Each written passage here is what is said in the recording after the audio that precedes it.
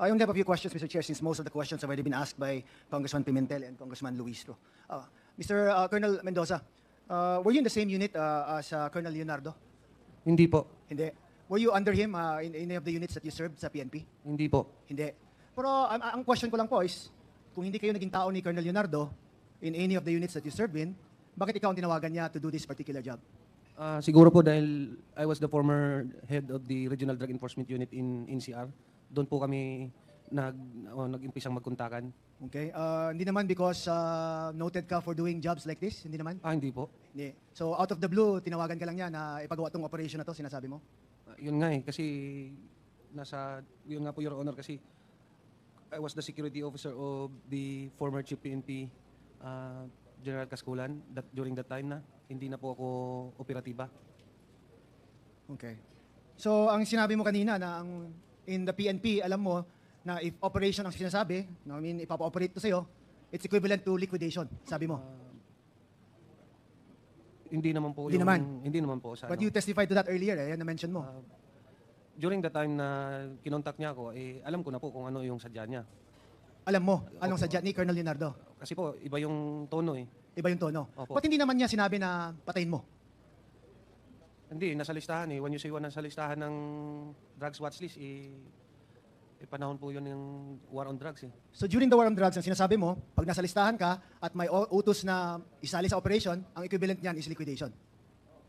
During the war on drugs. Opo. Okay. Now, Ma'am Garma, I have a question po. When did you issue the pick-up to General Barayuga? I cannot recall, Mr. Chair, kasi may mass procurement kami ng vehicle and all department managers and branch managers and those holding key positions, automatic po na nataroon ng issuance po ng And it bagong was at the same sasakyan. time naman?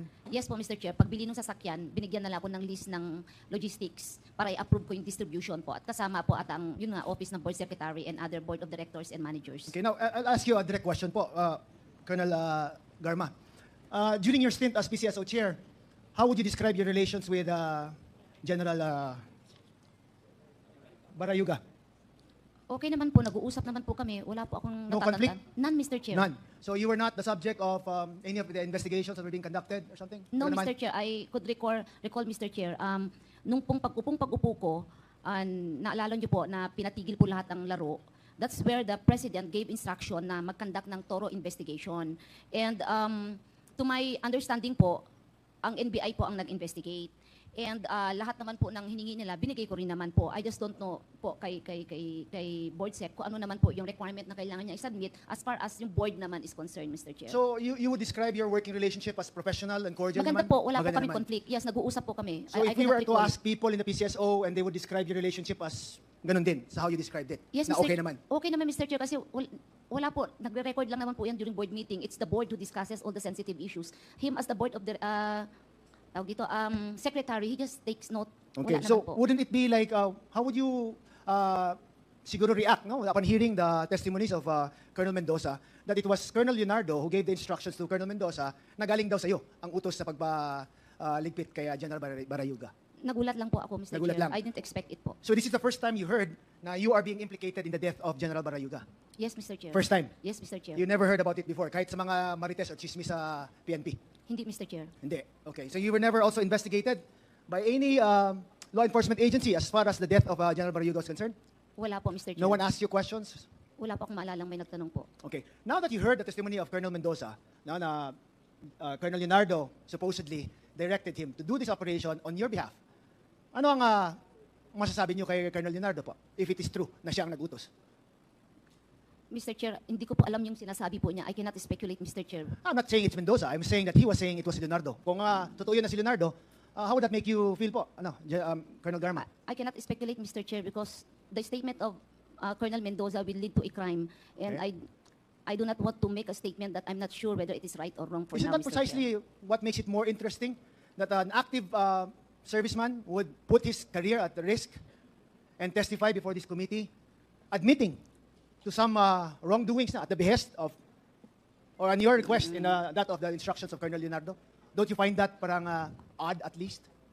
Mr. Chair, I do not know what he is thinking right now, Mr. Chair. And this is the first time. Iniisip nga ako saan ko siya nakita or what. I cannot recall if I've met him Okay. or what. But ngayon ko lang po narinig din ang name niya, Mr. Chair. All right. Attorney Paquera, I'm sorry, I noticed that she's there, and she was your executive assistant ba? Si Attorney Paquera? Yes, EA6 and designated as the chief of staff. Okay, of so my office she was at the working time. with you at the PCSO while General Barayuga was also there? Yes, Mr. Chair, nagpang-abot po lahat. Attorney Paquera, would you confirm the statement of Colonel Garma that the relations between Colonel Garma and General Barayuga were was okay at the time that they were both working? I believe so, Mr. Chair. That their relationship was professional and cordial naman? Yes po, Mr. Chair. And would you confirm also that when the pickups were given to the employees of the PCSO, it was given en masse to all of those department heads, sabay-sabay? I am not so sure anymore, Mr. Chair. So hindi mo alam yan? As Hindi the ko na po timeline? ma-recall po. But you can confirm that a pickup was given? Or was assigned to General Barayuga as corporate secretary? I cannot remember anymore, Mr. Chair, but I do remember that there was a procurement of vehicles. I just do not remember the distribution po of the vehicles. Okay, thank you, Attorney Paquera. you, Colonel Mr. Leonardo. Sir, you heard the testimony of Colonel Mendoza Yes, Mr. Chair. identifying you as the person who ordered the death of General Barayuga, supposedly upon the instructions of Colonel Garma. Is that correct, sir? Hindi po totoo yun, Mr. Hindi totoo. So is there any reason, may galit ba sa'yo si Colonel Mendoza? Actually, nakilala ko po yan.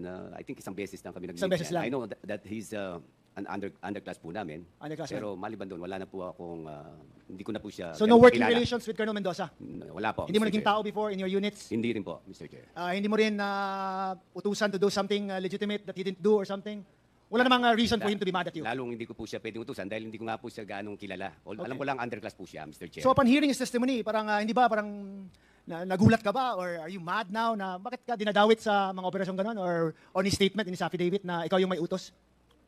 Nagulat nga rin po ako, Mr. Chair. Lagi na lang po ako nakasasali sa mga ganito. Para ikaw Mr. lang Chair. lahat, ano? Opo, mula pa noong 2016, binabanggit na po yung pangalan ko, hindi na sila tumigil. Wala naman pong napapatunayan. So Kaya, ang sinasabi mo po is like expected. yung mga belief ng mga members ng PNP na malakas ka at na kung anong sinasabi mo is usually nangyayari naman and that they're afraid to go against you because you supposedly have the ear of the former President Rodrigo Roa Duterte. Is that correct? O chismis lang din yan? Hindi po, malapit po ako sa term po na Tagalog. Ako po malapit naman talaga sa presidente dahil una-una, kilala po namin siya dahil naging taga Davao na po Yeah. ako eh. Pero as a police officer naman po, you would never, in any instance, give an order to kill another person. Is that correct? Hindi po. Never. Hindi po, You would po. never do that, Oo, tama? Hindi ko po gagawin yun. Okay, Lalo na dun sa Class 83 po yung Class 83 ng yung PNP, pinag-uusapan correct? dito. Napakadelikado po nun. Kaya ko pong umarap sa lahat ng Class 83 na ako wala po akong kinalalaman dyan sa nangyari na yan. Alright. Same with you, Colonel Garma, di ba? As a police officer and as a former government employee, you would never, at any instance, order the death of any other person. Yes, Correct? Mr. Chair. Never talaga. Hindi po, lalong-lalo na po kasamahan ko pa sa opisina. Mabait po yung taong yun, Mr. Mabait Chair. yun. Wala akong naalalang ginawa niyang hindi mabuti po. And sa sobrang bait niya, you would not have anything in mind or anyone in mind who might wish him harm. Yes po, Mr. Chair. Sa pag-alam mo. Wala akong maisip nung time na yun po. What I did lang po nung namatay, inayos na lang po namin yung libing niya and everything po. Okay. Now, Colonel Mendoza, I'm sure you will be attacked no, after giving this statement. No? Were you at any time promised a promotion to testify before this committee? Wala po, Your Honor. Were you promised money or any other thing just to testify before this committee? Wala po. Wala. Tinakot ka ba ng mga chairman dito or ng any other member of the House? Hindi po. Okay, and you are confirming again na ang sinabi mo ay totoo and kung anong nangyari as far as you can remember. Tama? Opo, Your Honor. Thank you, Mr. Chair. No other questions. Thank you, Congressman Keith Flores.